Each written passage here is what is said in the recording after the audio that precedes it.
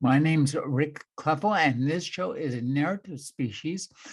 My guest today is Johnny Compton. He's the author of Devils Kill Devils, a wonderful book that he and I talked about. It was so good, I decided to go out and buy the Spite House and ask him to talk about it. It's his first novel. Thank you for joining me, Johnny. Thank you for having me back on. This is gonna be great. Can't wait. You know, as I started this novel, I mean, from the very get go, you tell us exactly what kind of novel this is. It's a haunted house novel. You introduce us to the haunted house in the first paragraph. And one of the things you mention is the Texas Wiki about the most haunted places in Texas. Unsurprisingly, I immediately looked that up to see, was there a specific house that you based the haunted house you created? Not anything specific to Texas, necessarily.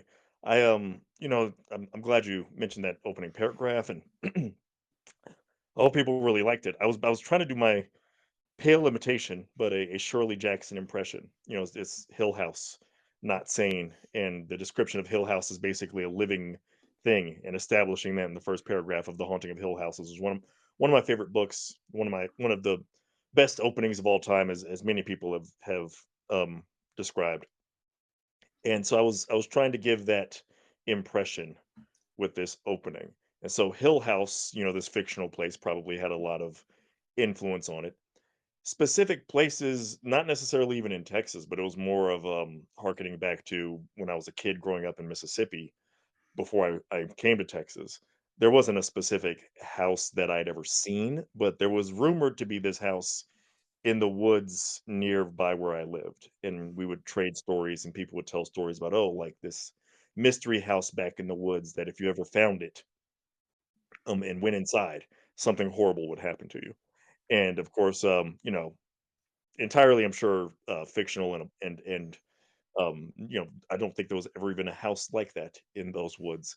But we all used to tell stories about it, and all my me and my friends, we knew about that place, and that's kind of what I had in mind. Something just ominous, and everybody's kind of aware it's there, and you're not supposed to go there, and then you just hopefully avoid it, and um, don't have anything horrible happen to you, and you don't end up going missing based on that possibility. So yeah, that's more of what I had in mind, not necessarily a specific alleged haunted place in Texas, although there are many places in Texas that kind of echo that sentiment as well of something foreboding and allegedly haunted. You mentioned Shirley Jackson, and I was thinking of Hill House, and also just that she was really my entryway into horror. I remember reading The Lottery as a story as a kid and thinking, "Oh my God, this is wonderful and awful." Talk about, just your first encounter as a child, and then we had a haunted house back when I lived in Covina that we would all go to. It was, just an old wrecked house on a hillside, and this made me think of that as well. Um, and you also mentioned stories, so you were part of and telling horror stories, even as a child, and I think we all do too. Oh yeah, absolutely. And this was, I mean, as far as storytelling goes, horror is, I call it my first love. I don't know if that's like literally the case, but it feels like the first stories that I truly loved and gravitated towards and couldn't get enough of and had a death grip on me were horror stories. And so when I was a kid, yeah, I just did my first, all this is kind of fresh in mind because I just did my first ever career day. I was invited to do a career day for some elementary school students. And I haven't been that nervous about doing any kind of presentation or talk in front of anybody the entire time that I've been assigned author now. And but I was terrified because I'm like, I'm gonna go be talking to these fourth and fifth graders, and they're not gonna be interested. And it turns out it was the exact opposite. They were extremely interested. It went superbly. But I got to talk to them about falling in love with horror, with scary stories as a kid, and it was really amazing to see how their eyes light up because they were all super into scary stories too. And I was like, this is, with the way things go in the world, and you sit there and think, what is the future going to look like for these kids? Are they even able to read these books? Are these things going to be available? And then they were all able to name different scary books that they're reading right now.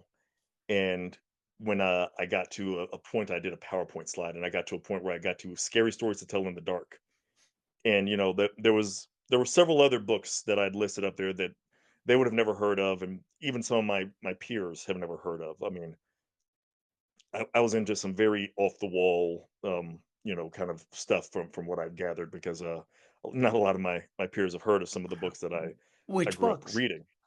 Oh gosh, there was an author named Daniel Cohen who wrote a series of a kind of legends presented almost as nonfiction style of stories or like kind of collections.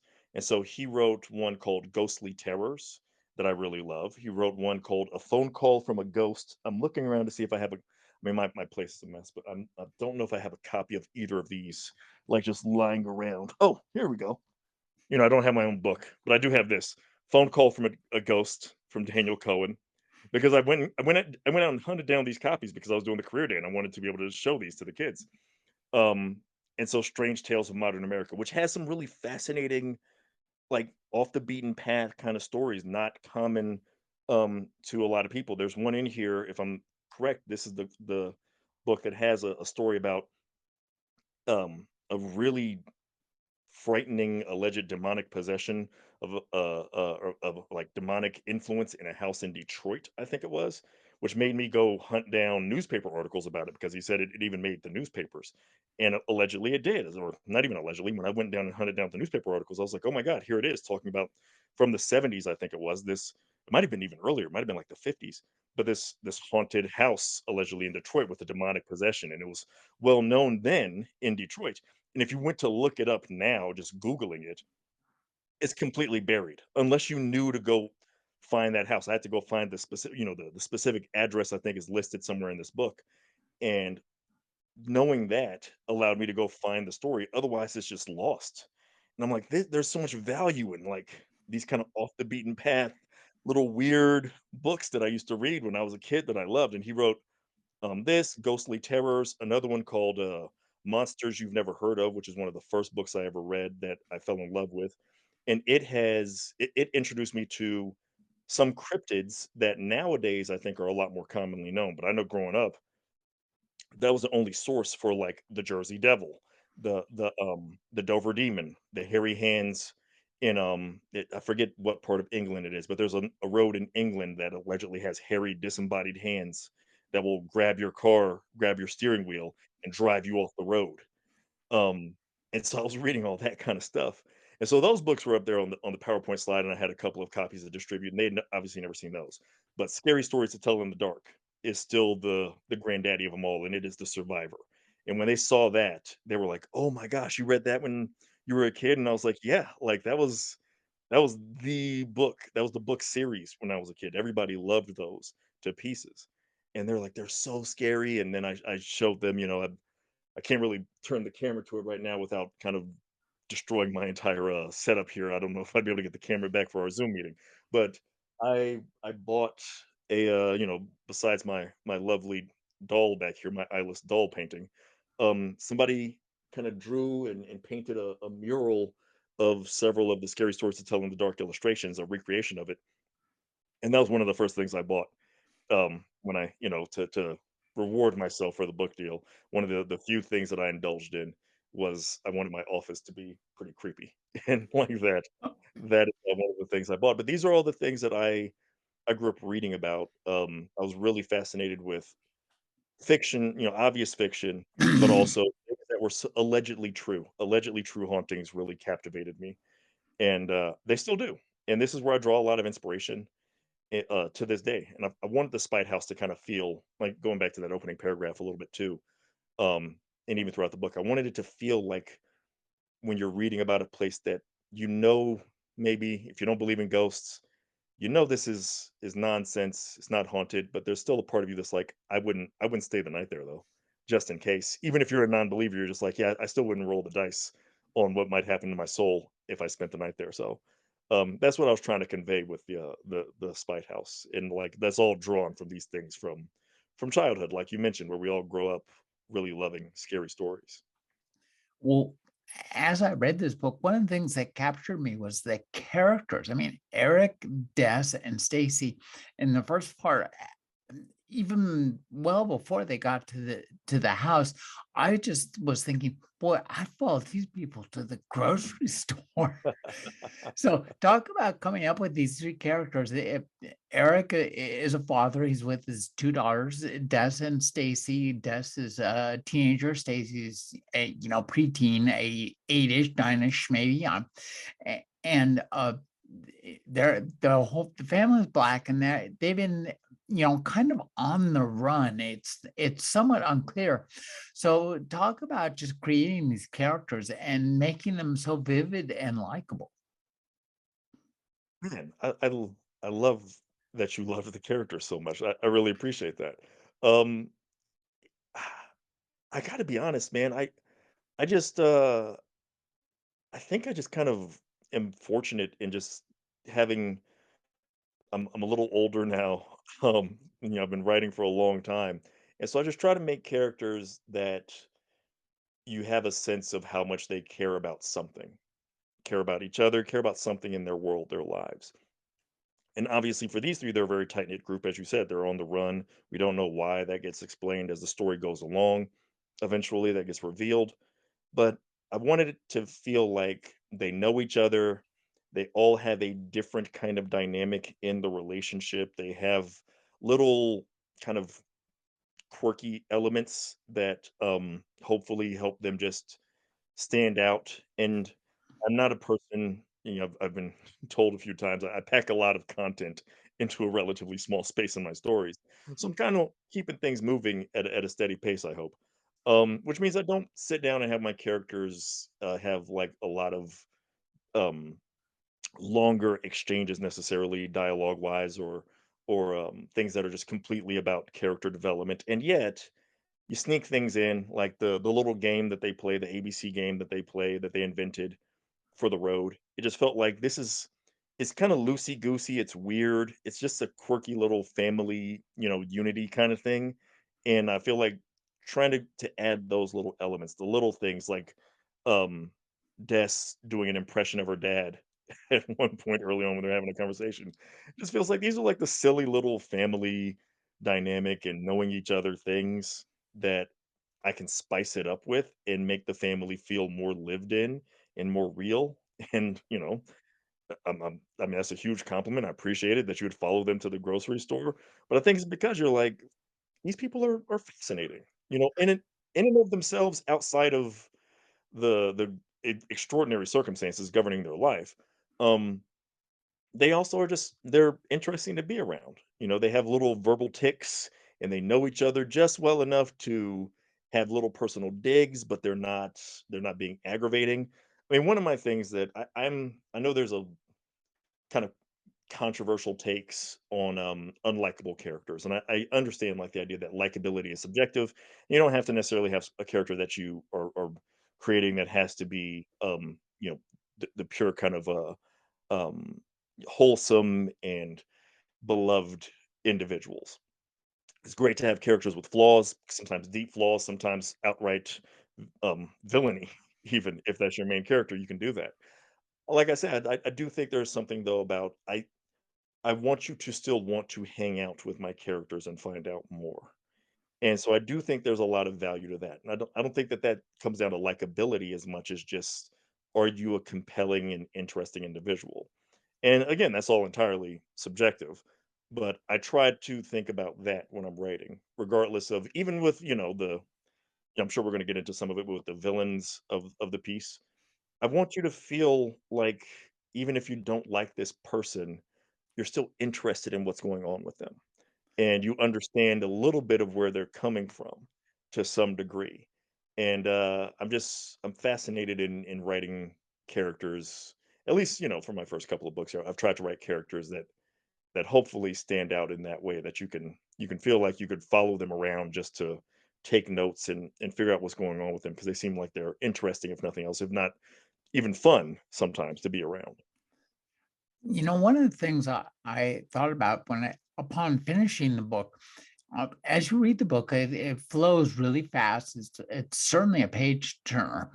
Um, and it feels like, you're as a writer, as a reader, you're putting together this story. By the time you finish the book, I realized it is masterfully orchestrated. It reminded me a bit of been listening to a lot of classical music. So it reminded me of one of these symphonies where, there are themes and strains that come up and rise down, and the volume increases, it goes down, it goes up. And Ludwig or Amadeus, they knew what they were doing. They were not making it up. Did you make it up? I mean, to a minor degree, I feel like when you're at least for me, I'm working on my third novel, so I've got limited experience with this. So I don't want to sound like I'm the expert, but I do have. I'm not a What is somebody? I heard somebody use the phrase because there's the phrases, the terms. Are you a pantser just by the seat of your pants as a writer, or are you a plotter? Do you do an extensive outline before you get started? And then I heard someone say that they are a milestoner, which is kind of in between. Like they have milestones, but it's not intricately detailed outlining. But you kind of That's a know. new one on me. I like that. That I loved it, and I wish I could remember who it was that I heard, use that phrase. It was at a book festival that I was listening to another author speak, and I told them I was gonna steal it, and now I forgot who it was, so I can't credit them properly, but whoever it is out there, thank you for using that term, because I've been stealing it since then, because it is I think it really captures where I'm at. I wasn't fully making it up as I went along. If there are flourishes here and little detours. I love those. I'm really fascinated with stories that have small detours and small scary pieces here or there. So like certain things like Des or not Des, Stacy early on, she makes a paper bow. And we take a little detour where we find, that there's a little something ominous about this paper bow that ends up being gifted to a different little girl. And it gives you some insight and some maybe some foreshadowing into some of the nature of where things are going. But it's a super optional kind of sidebar. But I love that kind of stuff. And that's the kind of thing that as I was writing, that's the kind of moment where I was like, what if I just veer off the beaten path and do this real quick? So I knew Uh, that I was gonna have certain things happen, but that's an example of something where it's like, I can make this up as I go along. This will be pretty fun. So there are a few moments like that in the book as well, but there are also moments where I know at this stage relative to I think the length of the book, how long I think it's going to be, and within this act, we need to reveal this or that. So the big reveal of the book, I knew what act and about what stage I wanted it to happen because I knew I didn't want to save it for like the very end because I feel like a twist ending is just so hard to pull off, and I'm not nearly there as a crafts person yet to be able to pull it off in a way that people wouldn't guess it. I knew I had a quote unquote twist in the story, but it was like if you give it to them early enough, you give it to the reader early enough, then the whole story doesn't feel like it hinges on whether or not they guessed it or they like it or not. And we could just kind of live with it. And all right, this is just now it feels like just a plot development.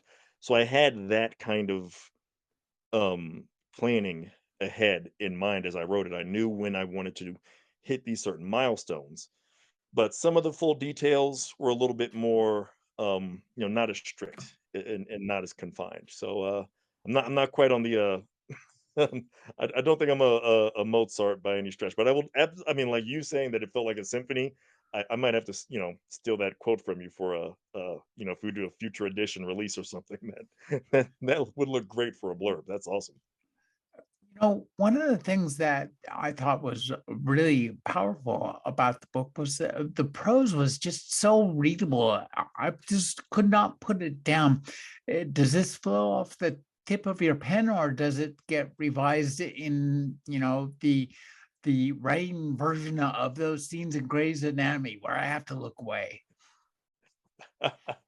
I my editing process, there's not as much rewriting the style, stylistically how it comes across, the readability, like you said. So far, at least, again for me, it's been more of building up or removing certain plot beats based on what I'm feeling or what my editor suggests and what have you. But as far as like just like kind of the text and readability, we have copy editors in my experience so far, and sometimes they'll ask, "Do you mean to do this?" Because I have like certain quirks of my style that I recognize, but like I like to repeat phrases or reword them using the same terms.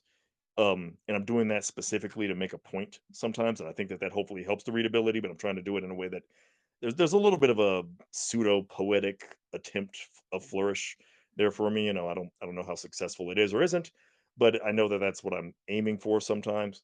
And then the copy editor will be like, "Well, should we maybe reword it because this is a little repetitive, or is the repetition?" I get a lot of those notes. Is the repetition deliberate? Like, yes, it is. And then sometimes you let it go. Sometimes you're like, you know what? I see why you might think it's a little bit too much of me indulging in my style there. Let's change up some of that. But for a lot of it, I get to keep the style. Because that's what I like to write, and how I like to write. And yeah, that's I think that part just kind of flows a little bit more naturally to me. And then even as like I said, as I go back through my sometimes when I go back through my edits, my brain is working too fast and I'll notice entire sentences where I'm like, I think I'm missing like three words. Just like there was three words in a row that I thought I wrote them and my brain said you wrote them. And I'm like, well, this barely makes sense. And I'm going back and in the context of the paragraph, I'm like, oh, I know what I was trying to say here, but I at some point, I had a time skip in my brain, and I jumped 3 words ahead. So stuff like that happens, but otherwise, the style is just kind of, it kind of is born that way, and I've been lucky enough so far that I get to keep it that way. One thing that's important in any kind of horror novel is to create tension. And one of the things I think you do really well is to create tension in a variety of ways. There's a scene, it's actually the scene that you were referring to earlier where Stacy ties a bow for a waitress in a restaurant. And what that setting that scene up is Stacy and her or Des and her little sister, Stacy, two black girls, go into a restaurant in Texas. And I mean, that sounds like a setup for a very bad joke. But what it is a setup for is a scene that is already the second you begin it, it's fraught with tension. And I think one of the things that you do when you create that bow, it's the absolute apotheosis of great horror writing, where there's one kind of tension that we're feeling, but we don't want to talk about, which is two black girls in a restaurant filled with old white people, and on the other hand, there's what happens when this bow is tied, which externalizes the terror and fears that two girls feel, but doesn't do it in a way that it uses the supernatural to explore the natural terrors that we all feel. Yeah, I mean, I particularly love that scene. And like you said, like, it starts with them feeling this, and you have this kind of clash of the tradition and the potential horrors that come with that, and then younger people and how they have to cope with that, and then the bow, like you said, it kind of transfers that tension. And Stacy, being very innocent, doesn't realize the power that she has, and this doesn't qualify as a spoiler, I would say, because this is very early on in the book. um and so when she gives that bow to the waitress brings it home, and then the bow kind of manifests, it's able to draw like a spirit into the house, and that is the spirit of this little girl who gets the gift. It's her grandmother, who it turns out is was a mean old lady. And so the meaner older person thing that you just mentioned that you're scared of, it instead of being a direct impact in the public setting for these 2 little girls, it goes back to a different little girl who has to deal with the fear she's always felt because she had this extremely mean, overbearing grandparent who has now passed on, but that spirit comes back and is just immediately, like, we find out, like, this was a cruel, unnecessarily kind of in a relatively short amount of time, this is an unnecessarily cruel, judgmental older woman who already had a negative view of her very young granddaughter and was kind of blaming her for stuff. And it's just to me, this is like you said, it's kind of a great way for horror to one of the beauties of the horror genres and horror genre, and especially supernatural horror, we can take the things that scare us in the real world and reshape them in a way that's creative, and we still get to feel that fear, but kind of keep it at enough distance to where I kind of consider it practice. The real world can be very scary, and I think fear is something that we should all learn to deal with, because the world is never just going to be um it's never going to let us off the hook as far as fear goes. But if we're reading horror and things like it, we can be familiar with the sensation in a different way. And so then when it comes up, it's like, okay, like this isn't a complete blindside. I know what this feels like. And now I can process it a little better. And I can also think of, when I've read everything, how would these people behave and what kind of action would they take, and try to apply those lessons as well as you can to real life. And I feel like especially supernatural horror gives you the avenue to explore those emotions and those fears in a way, like I said, that keeps it at arm's length and feels like practice and a little bit safer, on top of hopefully being engaging, entertaining, interesting, all of the other things that I'm hoping that my books are. Exactly. Now, another thing I think you use incredibly well throughout the novel in a variety of ways is ambiguity. At the beginning, I mean, the entire setup when the family's out, he's looking for work. It's kind of ambiguous what has happened back there, and you do a masterful job of quelling our this desire to find out immediately. We just think, okay, fine, they're on their way there. He's going to get this job. Yeah, the setup is, and I'm not giving anything away. Eric, Destin, and Stacy are going to stay at this house. They're the Spite House, and it's going to result in a lot of money for Eric, so he can buy his own house and they can all live their own lives. And but you do a great job of like kind of distracting us. And so talk about your deliberate, and there are many other scenes farther into the book where things are very ambiguous, which I would prefer not to give away. But so talk about using ambiguity, um, and the ambiguity, the flexibility that use of the supernatural tropes brings to ambiguity. I mean, makes them a lot more powerful and fun. Oh yes, absolutely. Man, I love that you mentioned that. I think of like most of my favorite, I think, ghost stories and the level of ambiguity in them. Um, Gosh, so many of them. Stephen King's The Shining. Um, we mentioned Haunting of Hill House, which is extremely ambiguous in terms of even whether or not the house is true.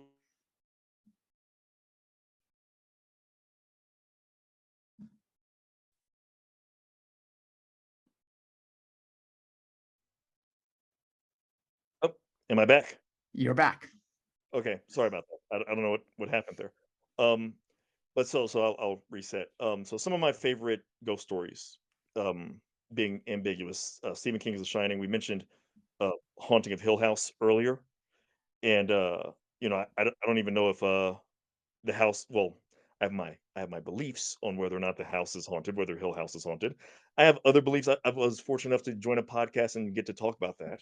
The ambiguity of um, uh, Eleanor's even relationship with the house and how it pertains to her history and what it means, the final fates and everything. I love the ambiguity of it so much because we can have conversations about these kind of things, and that's part of the fun. And Michael McDowell's The Elementals, extremely ambiguous. Not even really sure exactly what the elementals by the end are, kind of not even really fully defined. Michelle Paver's um, Dark Matter, which I absolutely love, and just all of these stories that like kind of either employ ambiguity early on or just throughout the entire story. And like you said, especially within the supernatural horror genre, it gives you the option. Like you, I love the word that you use, the distraction. It gives you an option to kind of make you look this way because I'm doing something else with the story. And it's I get to kind of play, it's almost like a magic trick. As long as you're looking over where I want you to look and you're questioning this other thing, then it's a little bit easier for me to surprise you, obviously, because now you're not looking directly head on at what the mystery even is. I've hopefully convinced you the mystery is something entirely different, or I've layered enough mysteries with ambiguity. And some of these things I'm not going to necessarily answer the question. And I mean, the Spite House in particular was a deliberate exercise in ambiguity. By the end of the book, I kind of wanted that to be the point. Was we see all of these supernatural horror stories, and sometimes there's like such a definitive answer, and I'm like, but that answer just begs more questions. And instead, the story gets treated as, "Yep, that's the answer, all done."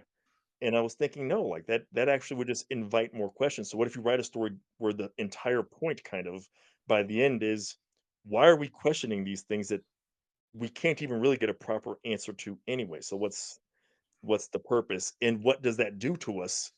Is there like a tangible damage to us if we're constantly questioning that? So that was kind of the point of the story. So I dwelled in the ambiguity a lot in the Spite House, and I think I was surprised at how many people eventually came around to it because some of the early feedback I got was, people were, I think, not quite happy with not getting as many definitive answers. But I think people have come around to understanding my intent a little bit more as time has gone on now, and it's been interesting to see people at festivals even come up and tell me how much they vibed with the idea that I left them kind of with some lingering questions about, what exactly is taking place. Well, I think, that in speaks to, at least my interest in the genre of ghosts. I never see anything supernatural in my life, but I consider myself a rather haunted person, and I think all of humanity is haunted, not by the spirits of the dead so much, but by the spirits of the terrible mistakes you made, which you could forget, and all the awful things you've caused, and all the accidents that have happened to you that you can flash back and think of, God, if I had just stepped to the left instead of the right, I would not have fallen down and smashed my head against the trash can and had to go to stitches on Black Friday. No, that would be that would all be obvious. So talk about the the idea of ghosts and haunting as existing on two levels. We all think of the supernatural level. That's lovely, but we all live with the personal level. And I think you do a fantastic job of how, this family is haunted from the get-go, but not by we don't know why they're haunted. And you have a lot of fun with that and all through the book. Oh, yeah, and I love what you mentioned there, hauntings are very personal, and we think of them in terms of, like, the at least how I was introduced to them a lot of the time as a kid was, like, grand histories of hauntings. I mentioned the books by Daniel Cohen, and one of them, the Ghostly Terrors book, introduced me to the idea of there's a castle in Scotland, Glamis Castle, that's supposed to be haunted, one of the most haunted places in Scotland, which has a ton of ghosts as it is, so it's even, the magnitude of the haunting there must be really pronounced for it to have that reputation. And yet then, like I mentioned, there's also the place in Detroit, and it's a lot more personal and, like, it's just a regular family home, and especially I think the era of horror that brought it a little bit more into the modern times when Rosemary's Baby and Thomas Tryon The Other and The Exorcist, and they took them out of those castles and took the idea of the supernatural hauntings or demons or what have you, excuse me, and brought them into just ordinary households a lot more. And instead of the haunting being like, oh my gosh, Marie Antoinette still roams the halls of whatever palace she was in and she's headless and whatnot. And these things I would read as a kid, it's like, and then you read other stuff that's like, this is just somebody's ordinary two-bedroom plain Jane house. And, like, when you'd read about the Amityville Horror, which we all know is a grand hoax now, but still, I remember when I was a kid, it was, like, the most terrifying thing I'd ever heard of. And it just because it's an ordinary looking house in a regular neighborhood, and this can be haunted too. And so I think bringing it to that personalized level of something that feels mundane and ordinary, that's one element of it. And then, like you said too, it kind of is representative of the mistakes that we know we've made, our personal histories, our personal past. And it kind of ties into that ambiguity because on one hand, we can tell ourselves yours was a very specific, direct example, personal example to you. About don't take a step to the left or the right and then you trip and fall. But then you just don't, you can't prove a negative, right? Like, so we don't 100% know what exactly would happen if we did the other thing. We can be 99% sure in some cases. Other cases, we're like 50% sure. Like, I don't, and then we don't know about all the times we narrowly avoided catastrophe. We have no clue.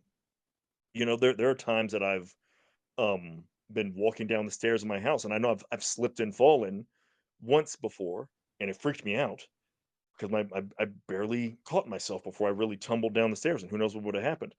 Um, I don't know how many other times I was, like, a half inch away from a fall where I didn't even feel the slip, and a half inch away from a fall that I wouldn't have caught myself because maybe I had my computer in my hands, maybe I had my hands full with laundry, and I wouldn't have been able to grab the rail that time, and instead, I'm just gonna fall, and who knows what kinda injuries I suffer, and I don't even know.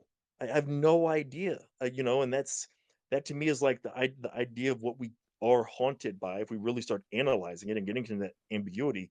It's so much scarier because I feel like ghosts represent that possibility of like, this is what could happen to you. We don't even know what couldn't have happened. We can't prove the negatives. We just kind of have to process.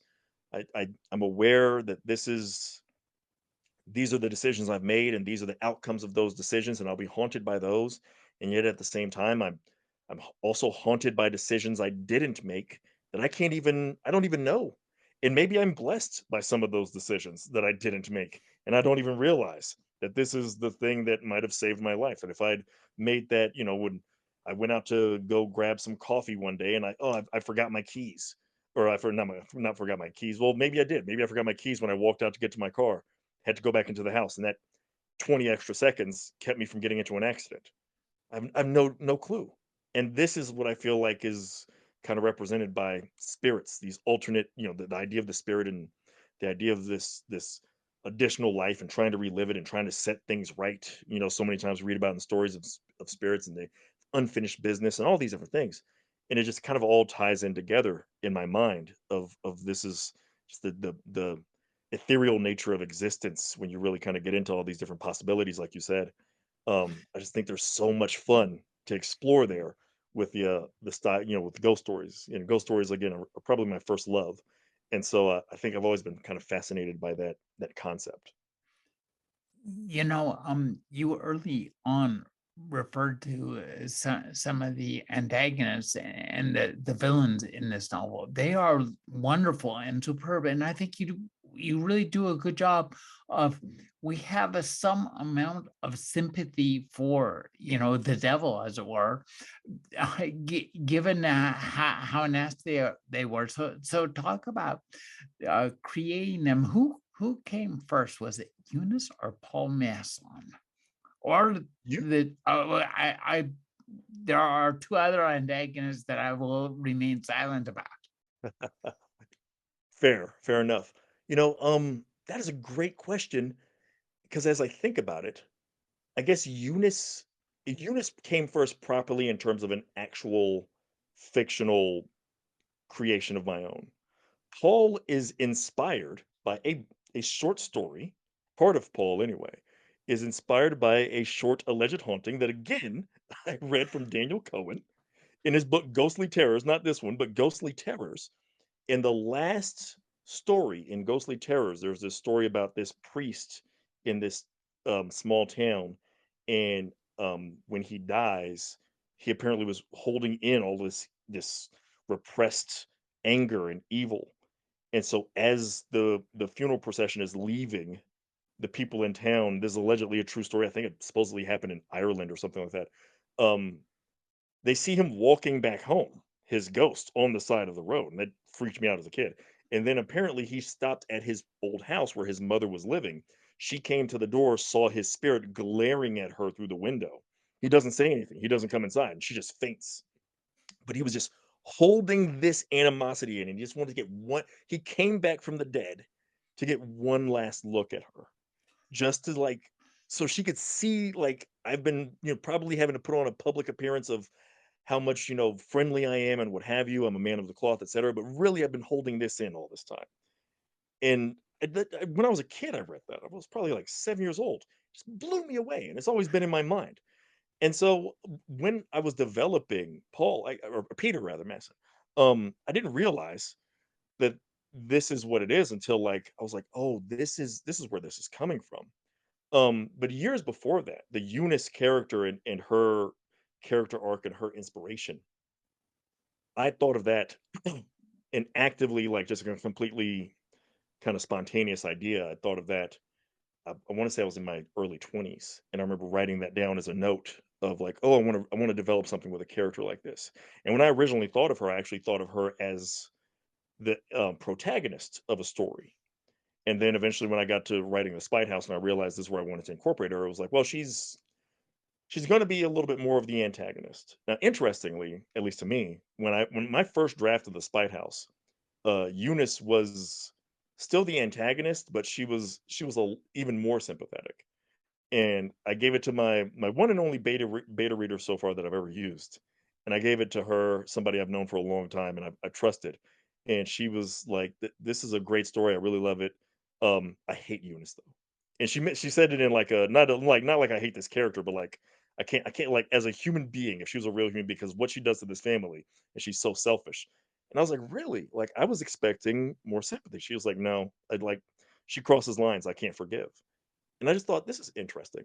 And then by the time it got through her and some of my editors, and everybody kept giving me the same feedback of, man, Eunice is kind of she's so messed up for what she eventually does. And so I eventually like was like, well, if everybody kind of feels this way, I'm gonna try to keep some of this sympathy, but let's lean more into her villainy. So she ended up becoming more villainous because of the feedback I got, because I was like, I realized like I'm not gonna have her not cross the line that she crosses. That's the whole point of the story. But to everybody else, they're seeing how like her crossing that line, what it means. And so I said, let's kind of develop her in a different way than I had originally intended to make her villainy and her selfishness stand out a little bit more. And I think that that ended up being to the benefit of the story and to the benefit of the character. So I feel like it made her more memorable. But that original bend of her being a little bit more sympathetic comes from the fact that when I first thought of her back in my early 20s for that story and her path, I thought she was gonna be the protagonist of an entirely different, focus of a story, and it's just interesting to see how that journey develops. One of the things I thought that was so powerful about the book was as a reader, when we're reading a story, we really like to think that, we can kind of get ahead and figure out what things are going to be. And I think that, and then the real satisfaction is if you kind of have an inkling as a reader that, well, this is going to turn out this way. This is kind of odd. And then the author pulls some kind of sleight of hand and you go, oh my God, I was right. And I think that this requires a real mastery on the author's part to give us the clues, but also keep us doubting at the same time, so that when the reveals you talked about happen, they're super, super satisfying. So it's, as I said, it was a very musical part that I would say, like the guitar solo in Layla. Mm. You you Oh, you man. you hear, you're listening to that song, you think these are two of the greatest guitar players ever, and the song is really, really good, and you're following the song, and all of a sudden this solo comes out, and you think, "This is what I was waiting for." You didn't even know you were waiting for it, right? It's Yeah. just kinda like, "Oh, man." I mean, I love that you use the term sleight of hand, and I mentioned earlier, like, a magic trick. Mhm. The one thing, 'cause I do feel like this is a trap sometimes writers wanna fall into, and I'm not gonna name anything specifically, but there have been some very high profile stories, in pop culture and I think, the last 10 years or so that literally we found out that the direction of the story changed because, it was like a TV series, let's say, and they realized that the audience had kind of figured out where the story was going, and they wanted to fool the audience, and so they changed things, and then it didn't make sense necessarily. The cool thing about a magic trick, they usually tell you or they you know what's gonna happen. If he says, "I'm gonna saw this woman in half," he's gonna do that. And then the point of the magic trick usually is not to completely lie to the audience. We all know the sleight of hand. If he says, "Pick a card," we have a mutual understanding. You're going to figure out the card. Now, how you end up displaying it might be like something I didn't expect. But I'm also at the same time, if I pick the 3 of clubs, there's a part of me that knows you're going to show the 3 of clubs. I'm gonna look at it. I'm not gonna show you. I'm gonna put it back in the deck. You're gonna do whatever you do, and then you might misdirect me a little bit and distract me. But I know the 3 of clubs is eventually you're gonna show me that, and I'm gonna be still impressed. You're not gonna lie to me. You're not gonna say, "Actually, the whole time, this wasn't even what this was about." I'm gonna do an entirely different thing with the trick. The whole point of magic is to give people kind of what they anticipate and expect, but you just do your showmanship and your creativity and your imagination does it in a way where they're still startled. And so I love that you said that because that is the point, is to have people reading the book and thinking, "Oh, I think I know where this is going. He's going to show me my card, and I've seen my card, but then eventually when I do show it, it's still like, wow, like that was pretty cool nonetheless." Like that to me is the objective. It's not to try to outsmart, outwit, and completely fool your readers, because a lot of the time you got to cheat. I feel like to do that, and I don't want to feel like I've cheated anybody of anything. I want you to know, hey, I'm gonna make XYZ disappear, and I told you that's gonna happen. Keep your eyes locked here, and then I'm gonna make it disappear. You knew it was gonna happen, but I still want you to be impressed even after I've pulled off the trick. So I love that you mentioned sleight of hand because that is very much the way I think of like writing a mystery. You have to keep things on the up and up and be honest with your audience, and they'll still be impressed if you pull it off successfully enough. It's okay. You don't have to lie to people about what you're trying to do, and you don't have to deliberately manipulate your story in a way that like the killer or what have you, the big reveal is something so left field that they didn't even have a chance to guess it. Because who in their right mind would have ever thought it was this? And that's like kind of besides the point. At least in my opinion. So I really appreciate that compliment.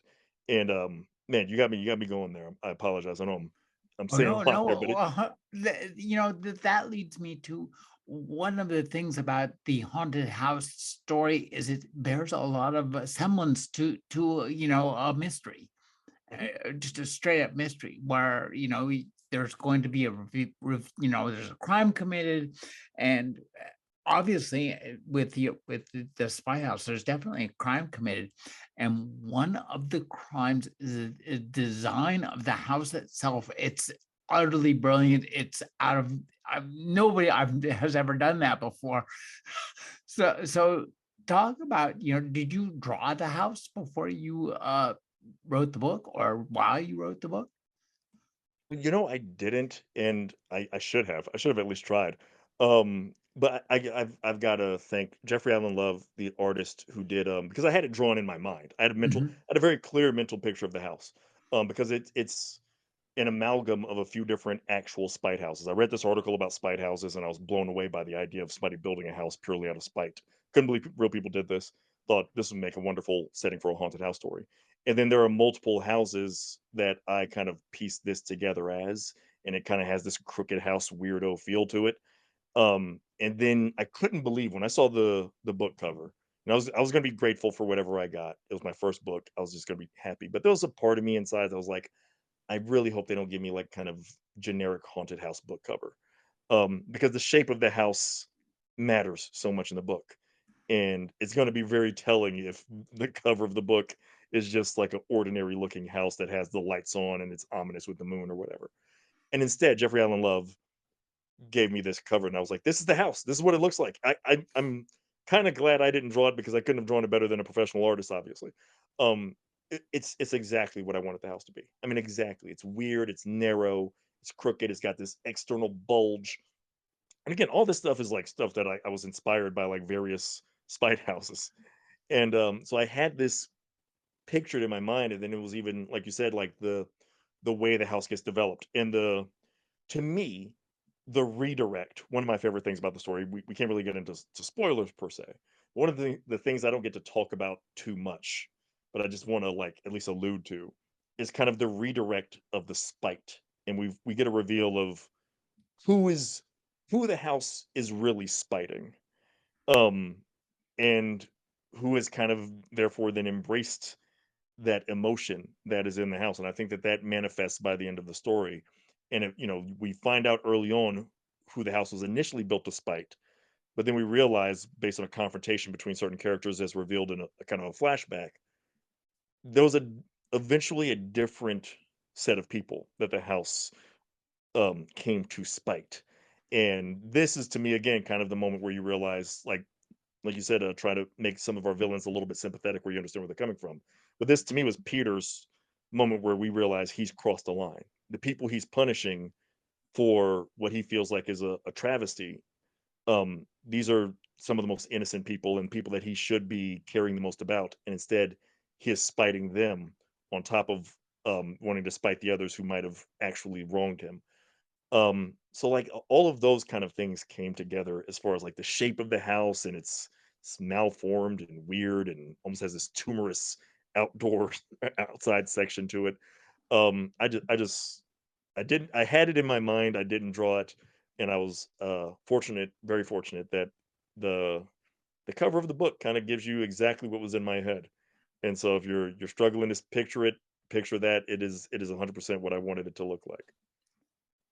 Is there any talk of this yet being adapted into a movie or a TV series? I can imagine somebody that there's many directors would die to put this together. I mean, speaking metaphorically, of course.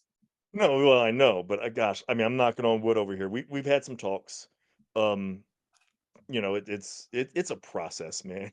Yeah. I'm learning that the whole Hollywood kind of and film production world, it's a lot of like boom, we're doing stuff, things are active, and then you don't hear from anybody for like 3 months, and then all of a sudden it's like, hey, we're doing stuff again, and it's like, what the hell?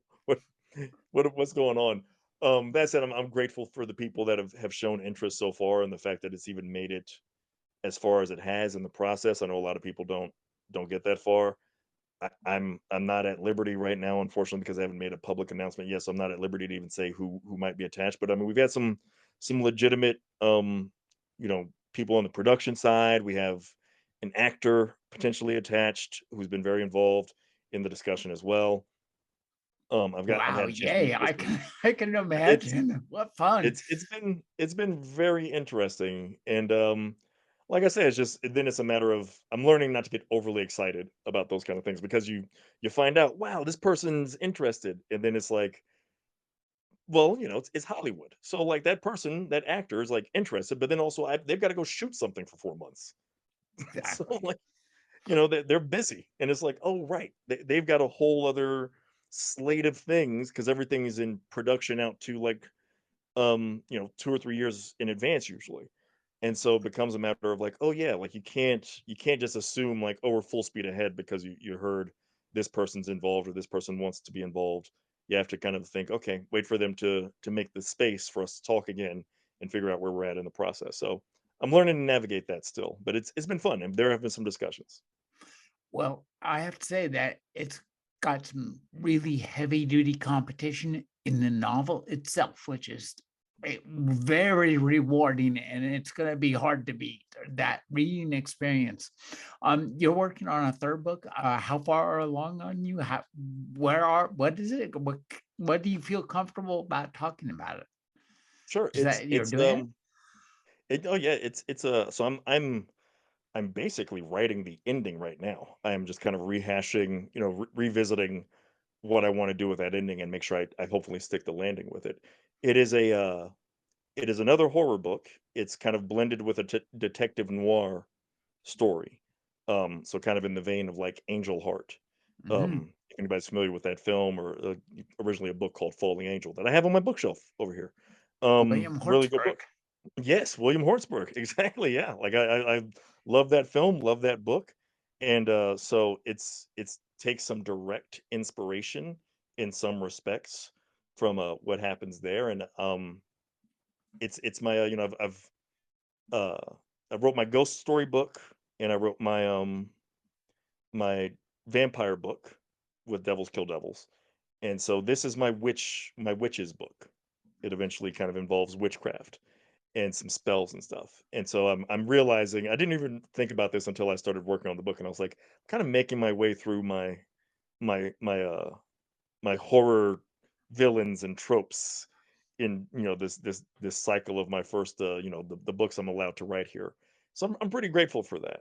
And one of these days, hopefully, I'll get to knock on wood. I'll get to write my favorite. I think monster. Somebody asked me recently what my favorite monster might be, or favorite horror entity, and I think it's the werewolf. And I don't have a good werewolf idea, but hopefully I'll come up with one because I'd love to write a werewolf book. Probably not next, but like if my fifth book was a werewolf book, 'cause I've already got a fourth book planned and I'm signed for, and that will be a different thing entirely as well. But I'd love to write a werewolf book. I'd love to read it. I've been talking with Johnny Compton. His first novel is The Spite House. His new novel is Devils Kill Devils. Thank you for joining me, Johnny. Thank you, Rick. Wonderful to talk to you again. Okay, that ends an excellent Zoom interview. I recently had the good fortune to speak with Alan Moore, Wow, awesome. and that interview is just burning up. I managed to record it, and that interview is doing very well. So I Oh have yeah, kind of a new podcast, and so you'll be shortly thereafter. that is amazing. Congratulations on that. That's fantastic. He Um, was a lot of fun, very literary guy. Just took oh, reading that his news. Have you read The Great When? It's I have worth not. it's worth reading. And I was in college at a time when the the great Punjabs of literature were James Joyce and T.S. Eliot, and it takes a lot of inspiration from those. And at the same time, I was reading Stanislaw Lem, and the only science fiction I would read, because Stanislaw Lem said that was the only science fiction worth reading, was Philip K. Dick. So Oh, okay. I had an entire row of those yellow novels, DAW novels, the Yeah. paperback reprints he used to write. And I was thinking it'd be really nice if somebody with the wordplay talent of T.S. Eliot or James Joyce went after one of these uh Lem slash Philip K. Dick time travel Ooh, things. yeah. And that's what he does. Also, he's a big fan of Arthur Machen. Arthur Oh, okay. Machen. Awesome. Yeah, yeah. So, So yeah, but thank you so the much. horror element is there as well. Yeah. So thank you so much for writing such a good book and being willing to talk to me about it. It's kind of, I know it's uh one of your older books, but what a joy to read. I appreciate that so much. Thank you for inviting me back. It's wonderful to talk to you. Hopefully, when the third book comes out, you'll like that one too, and I'd love to talk to you about that one when that comes. Yeah, and when the movie of this comes out too, I'm actually a Oh man, I guy hope so. I talked to for many, many years, Charlie Houston. I don't know if you're Okay. familiar with Yeah, him. yeah, yeah, yeah. I talked with him many, many years, and apparently, let's see, what's his name? He's the guy who made Noah and Pi Uh, is Aronofsky, yeah, Darren Aronofsky. Aronofsky is making a movie of Houston's first novel. It's almost done, Nice. starring Wow. Austin Butler. So Oh, that's gonna be awesome. yeah, yeah, it sounds good, and I would like to see Aronofsky go back to kind of the small scale shenanigans of Houston, because Yeah. I remember back in the day taking my son to see Pi at the local theater, and it blew us Nice. away. It's mind blowing. Yeah. It's incredible. I wasn't lucky enough to see it in theaters. I had to wait for it to come out on VHS back then, not even Mhm. DVD when I first saw Pi. I love that movie though. Yeah. Well, thank you so much once again. Great conversation. I love talking with you about this stuff, and you and I are of a similar mind, apparently. So keep up the great work. I'll send you all the links as this goes up somewhat slowly. I obviously have to pace myself in, especially with the holidays. But thank you so much, and next year, make sure your publicist gets me your book soon, earlier, and Yeah, often. I absolutely will. I will let them know to send you an advanced copy for sure. All right. Thank you very much. See you next year. Yep. Have a good one. Bye. Okay, you too.